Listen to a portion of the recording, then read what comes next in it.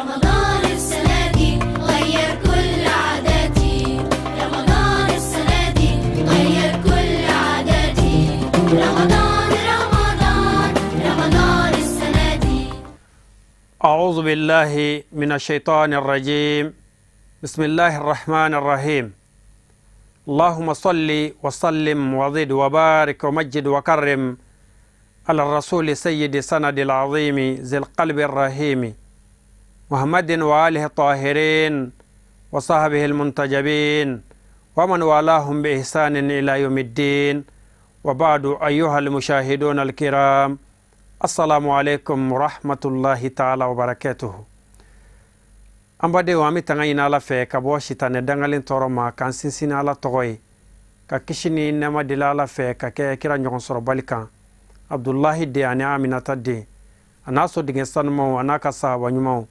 ani anno fe tugu baga nyuma bela jele ni wali nyuma en fokata se jodo ma ala kene na wiye o jamakulu chela nambora e amo bela jele ndo kira mayanto yala ni wati sanma in kono ka dila la fe ala ka hina naka kishi naka barka ala ko jidi nena o kelingile na bela jelenka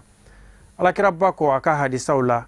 ka bo sungalo la kana sungalo la o ye jurmu yafaye rabbi ala ko dinen awma ka bo jumala kana jumala o fene jurmu yafaye ala ko dinen awma na ya yoroma jeya ka bo kabayira belebele wala ala ke anoya amma anke an yira kun yoroma jeya ka bo kabayira wala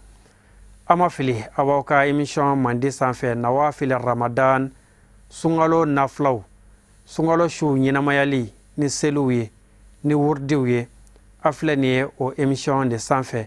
ka bɔ ka dili kaw ma aka kan ka arakan hakɛ munu seli ni sungalo belebele in kɔnɔ komi ama dugaw shila alakiraba ko sungalo ye ala ka promo kalo de o kɔrɔ ye di ni promo bi sena bɛɛ bɛ girin ka dɔ ta paseke imana minta abina double ka dima sigiroma chama o ko sungalo fene ala ka promo kalo de o chugola ni ye kelen ka ye abse ka sara yetan abdo ka kelen sara keme abdo ka kelen yara sara bakele abdo ka kelen sara chugola mi yara akabu hakilima ko sebe a chaya fe o kuma Allah taala ka promo kalo belebele in kono amawla donia ka fo shunye slameya jose 99 slameya jolendo pie munuka ni olu pie nunu te slameya te o nani na o de shuye jose in folo ka limaniya ka dalala ka da ka kirala ka seli ka jagadi ananna o de ye ka sungalo shuye a duruna na laban o ye ka hiji ni ala ya seke mogomi o kuma na fe an filɛ ni o sungalo kalo belebele bayinde kono a fardayara ni qur'ana aya mi o de Allah ta'ala ba fanye ya ayyuhalladhina amanu kutiba alaykumus siyamu كما كتب على الذين من قبلكم لعلكم تتقون أكو هي أو منو لمن يراك دالالا ne ala ye shun ke aw ma faridai ina fo nya ke wajibi ye mogo kan munu kwana aw nye o koro shun ama wajibi ya Mamadu Manton doron kan atu wajibi ya Manton kan munu kwana aw nye ala ko nga ye shun wajibi ya kada kunjume kan sabu ala te fo ke gwansan na ala ko aye ninke aya domaga nyinika o ba nyefowe ala ya fo kada kuminka aye nin toy ala ta fo aya toy gwansan kada kuminka iba soro obe hal ni eti adon o ma ala ko aye shu indiama akunte kan kongoto ye akunte kan segen ka andiku ni ala tu mago ba kongoto la atunte falen fen falen sabla ame munun do be falen ka wadu kolo de la na tu mago be an kongoto la yiru tunte di na tu mago be an minogoto la sanji tunte jigi sabula ale de ala de be sanji jigi kabo dugukolo la ale ala de ba poi kabo dugukolo kono ale ala de ba jigi kabo kabakolo la o kuma na fe ji ala de tay dumuni ala de tay ala magote an kongoto la ka kunye jume la allakum tattakun wala sange ala ka dambuye konan sera ka dumuni toy alay anti dese ka mogo korofo toy alay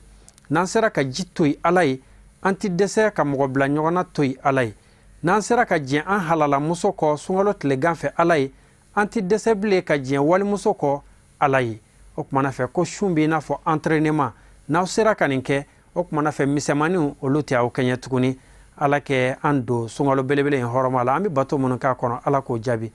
nan boray anga bishuina ni sungalo shu foloy o koro shini sungalo tle foloy ambi adela la fe kalo ya donan kan herala ala ka kunche herala shu folo nafla jomunu kanga ke ala amina boko de diawma sunkalo su fɔlɔ o nafila ye arakan 10 ashru raka'atin bi kamsi taslimatin arakan 10 salamu bilako 5 arakan kelen o arakan kelen i bɛ fatiha kalan k'a dafa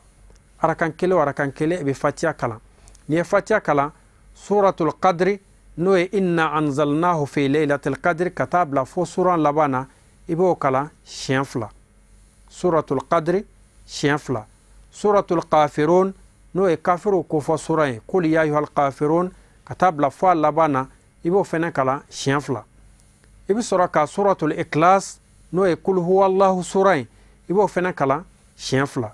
n bɛ segin a kan arakan 10 salam bilako 5 fatiha siɲɛ 1 suratul qadri n'o ye inna anzalnahu ye o siɲɛ 2 suratul kafirun n'o ye kafiru kofɔ sura ye siɲɛ 2 suratul ikhlas n'o ye kul huwallahu sura ye siɲɛ 2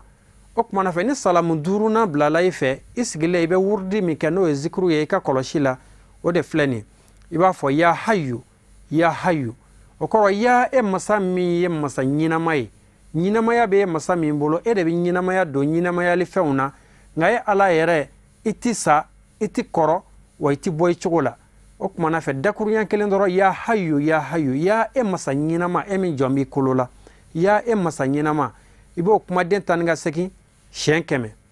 n'a y'a kɛ ala k'a minɛ ne ni aw kelen kelenna bɛɛ lajɛlen bolo n y'a fɔ ten nin ye sunkalo su fɔlɔ ye sunkalo a donna an ka hɛrɛ la ala k'a bɔ hɛrɛ la musakaw ala k'u nɔgɔya sukaro bɔrɔkow ani malo bɔrɔkow ala k'a bɛɛ lajɛlen nɔgɔya bato ninnu ala k'u jaabi an bolo k'aw fo ka waleɲuman dɔn a ka ɲɛmadali la aw kana ɲina suntigɛ waati duwawu ɲininen don aw fɛ aw kɛ ala wele aw yɛrɛ kun ye sabu alakiraba ko suntigɛ waati o ye duwawu jaabi waati dɔ ye an b'aw bila yan aw k'an bɛn diɲɛ waati wɛrɛ wa shukran lakum fi amanillah